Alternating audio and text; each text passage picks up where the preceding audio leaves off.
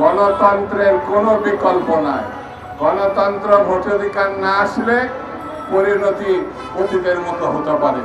শেখ হাসিনা আপোষ করতে চেয়েছিলেন। এই জায়গায় হাবিবুর রহমান হাবিব তখন বাংলাদেশ ছাত্রলীগের প্রেসিডেন্ট ছিল, সেই কথা সে এখানে বলেছে।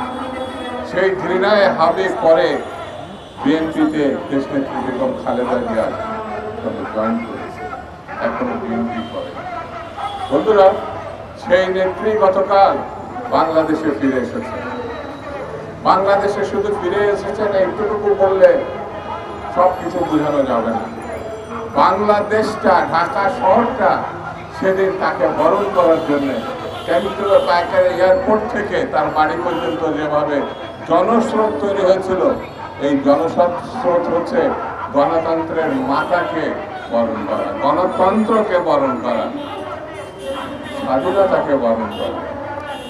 এটি যদি বর্তমান সরকার বুঝতে পারে তাহলে সমস্যার খুব দ্রুত সমাধান হবে। আইয়ুব খান গণতন্ত্রের বিপক্ষে গিয়েছিল বলে স্বৈরাচারী ব্যবস্থায় সে 10 বছর ক্ষমতায় ছিল বটে, কিন্তু 69 গণঅভ্যুত্থানে এই দেশের ছাত্র জনতা আইয়ুব খানের পতন নিশ্চিত করেছে, আইয়ুব খানকে বিদায় করে দিয়েছে। ফলে 71 মুক্তিযুদ্ধ, বাংলাদেশের সৃষ্টি, গণতন্ত্রের জন্য, স্বাধীনতার জন্য, মানবতার জন্য। সেই গণতন্ত্রের লড়াই দীর্ঘ পথ পেরিয়ে 90 গণতন্ত্র, মানুষের অধিকার, 24-এর গণঅভ্যুত্থান হাসিনার স্বৈরতন্ত্রের বিরুদ্ধে, গণতন্ত্রের পক্ষে। এটি যদি বুঝতে এই সরকার ব্যর্থ হয়, এর থেকে দুঃখজনক ঘটনা আর দ্বিতীয়টা থাকবে না।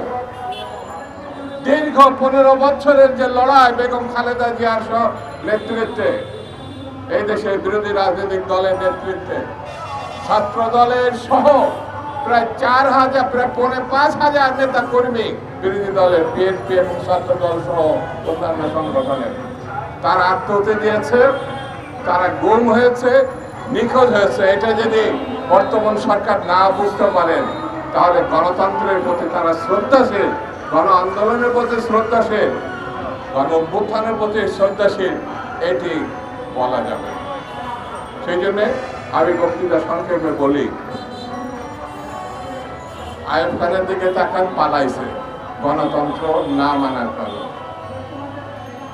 শেখ মুজিব একদল করার কারণে তার ভয়ঙ্কর বিপজ্জনক বিয়োগান্তক ঘটনা ঘটেছে গণতন্ত্র না মানার জন্য।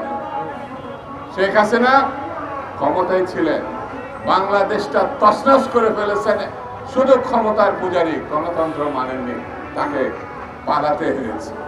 আমি সরকারকে বলবো, গণতন্ত্র মেনে নিন, নির্বাচন মেনে নিন, রোডম্যাপ ঘোষণা করুন, বাংলাদেশের মানুষের অধিকার ফিরিয়ে দেন, তারা যেন একটা ভোট তার পছন্দের প্রার্থীকে দিতে পারে। এটি মেনে নিন, দেখবেন রাতারাতি সকল সমস্যার সমাধান হয়ে আসবে।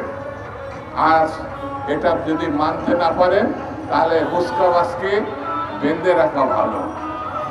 এই কারণে গণতন্ত্রের কোনো বিকল্প নাই। গণতন্ত্র ভোটাধিকার না আসলে পরিণতি অতীতের মতো হতে পারে। এই কথা আপনাদের বলতে আমাদের খারাপ লাগে, কারণ আপনাদেরকে ক্ষমতায় আমরা বসিয়েছি, বিএনপি বসিয়েছে, ছাত্র জনতা বসিয়েছে। এই কথা আমাদের বাধ্য হয়ে বলতে হয়। এই বিষয়টি আপনারা মাথায় নেবেন। আবার আপনাদের ধন্যবাদ, সাংবাদিক বন্ধুদের ধন্যবাদ, আজকের উদ্যোক্তাদের ধন্যবাদ জানিয়ে আমি আমার বক্তব্য শেষ করছি।